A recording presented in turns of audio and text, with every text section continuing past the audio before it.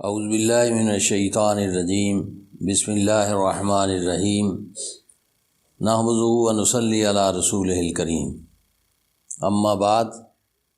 ناظرین محترم، آج کے درس قرآن کا موضوع پہلے سے جو موضوع چل رہا ہے وہ ہے انفاق فی سبیل اللہ۔ انفاق فی سبیل اللہ کے مختلف پہلو ہیں جو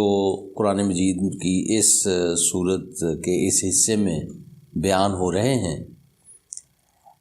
اس آیت کے اندر ایک خاص پہلو ہے کہ آپ اللہ کے راستے میں مال خرچ کرتے ہیں تو اس کے اجر کی امید اللہ ہی سے رکھیں۔ اللہ کے بندوں پر اس کا کوئی بوجھ نہ ڈالیں، نہ احسان جتائیں اور نہ ان کو کسی قسم کا دکھ اور تکلیف دیں، نہ ان سے کوئی معاوضہ وصول کریں، بلکہ اللہ کے بندوں کے ساتھ جو آپ نے مال خرچ کر کے حسن سلوک کیا ہے یا اللہ کی راہ میں دیا ہے، اسلامی ریاست کو دیا ہے۔ تب تو رسول اللہ صلی اللہ علیہ وسلم ریاست کے سربراہ تھے اور ریاست کے امور میں جتنے مالوں کی ضرورت پڑتی تھی وہ ظاہر ہے کہ ان کے شہری ہی مال دیتے تھے، تو اس مال کا دینے کا احسان بھی آپ نہ رسول اللہ صلی اللہ علیہ وسلم پر جتائیں اور نہ ریاست پر کوئی احسان رکھیں،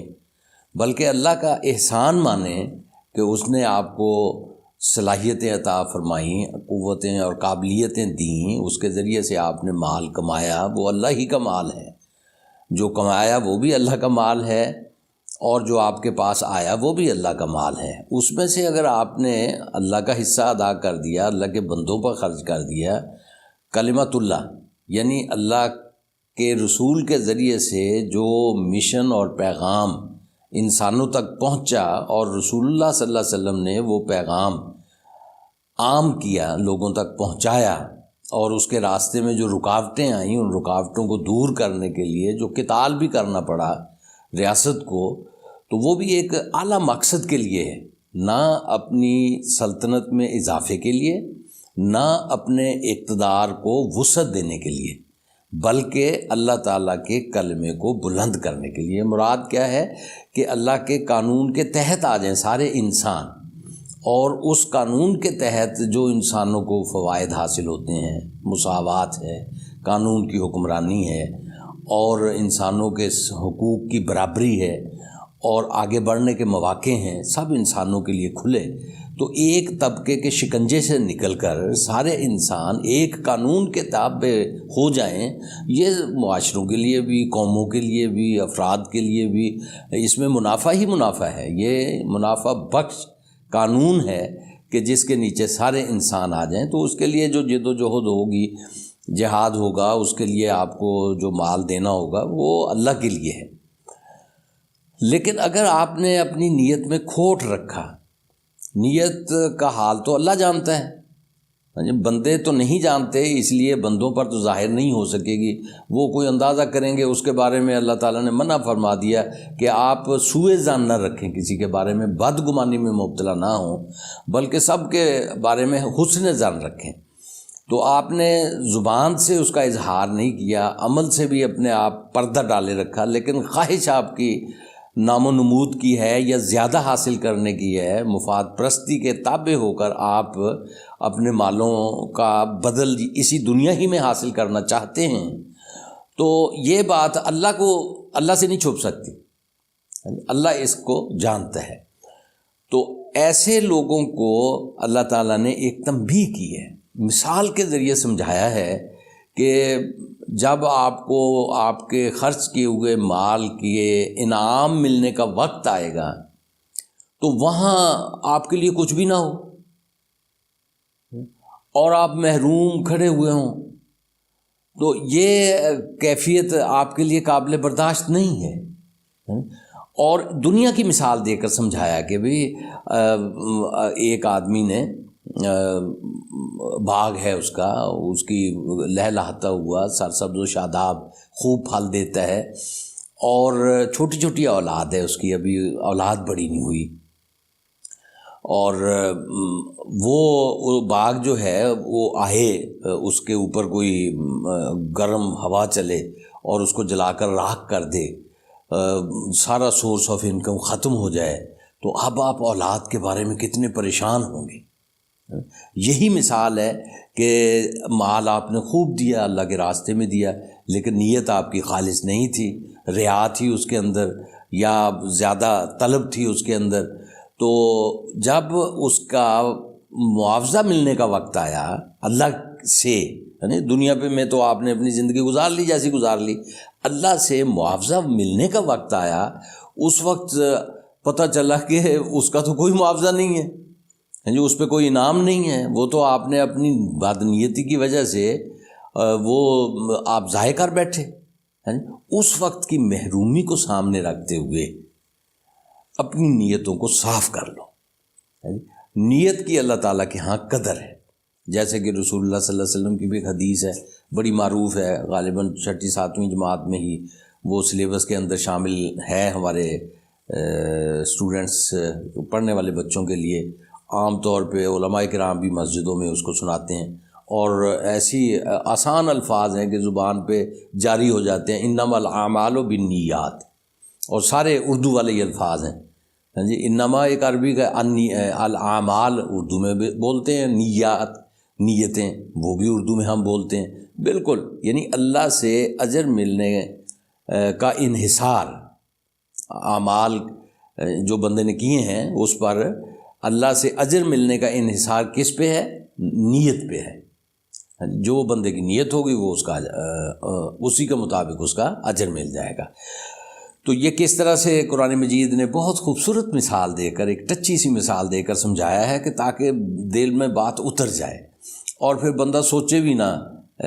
اپنے اعمال کے نتائج کو ظاہر کرنے کے بارے میں، اس کا وہ جھرجھی آ جائے اسے، اور وہ مطلب فیصلہ کر لے کہ مجھے اللہ کی رضا کے لیے کام کرنے ہیں، جتنے بھی ہیں، مال بھی اور جان بھی اور کام بھی، تو اللہ سے اس کا بدلہ چاہنا ہے، بندوں سے نہیں چاہنا۔ اور یہاں پہ اللہ برکت عطا فرمائے گا، یہاں پہ بھی اس مال کو زیادہ مال حاصل کرنے کے لیے بدنیتی کے ساتھ ذریعہ نہیں بنانا، نیک نیتی کے ساتھ تو ظاہر ہے کہ دام بنائے کام، جی، اور انویسٹمنٹ کریں گے تو اس کا منافع آئے گا، پروفٹ ملے گا آپ کو، تو وہ سارا جائز ہے، عین اسلام ہے، لیکن بدنیتی اس کے اندر شامل نہ ہو۔ تو یہ موضوع ہے، اب اس پس منظر کے ساتھ اس آیت کے معنوں کو سمجھ لیں، آپ کی خدمت میں پیش کر رہا ہوں۔ فرمایا کہ اَیَوَدُّ أَحَدُکُمْ أَن تَکُونَ لَهُ جَنَّةٌ، کیا تم میں سے کوئی ایسا یہ چاہتا ہے کہ اس کا ایک باغ ہو، من نخیل وعناب، جی اس میں کھجوریں ہوں اور انگور ہوں، تجری من تحت الانہار، اور اس میں نہریں بہتی ہوں، لہو فیہا من کل ثمرات، یہ صرف 2 ہی نہیں بلکہ ہر قسم کے اس میں پودے لگے ہوئے ہوں، پھلوں کے، ہر قسم کا پھل اس میں موجود ہو، اور وَأَصَابَهُ الْكِبَرُ، اور اس کو بڑھاپا پہنچے، جوانی میں اس نے اس کو خوب پرداخت کی اور جوانی لگا دی اس میں، اب بڑھاپا آ گیا ہے۔ بڑھاپا ظاہر ہے کہ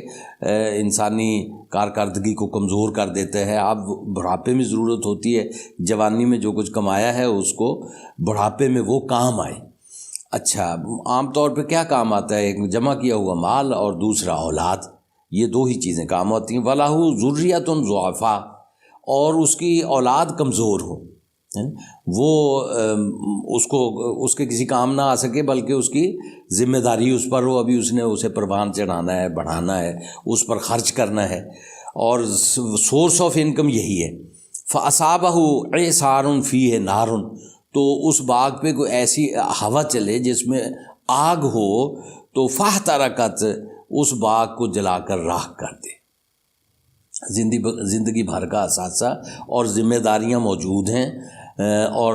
ہوا آئی، اس میں آگ ہوئی اور اس نے اس کو جلا کر راکھ کر دیا۔ اب وہ بالکل بے دست و پا ہے، اس کے پاس کوئی وسائل نہیں ہے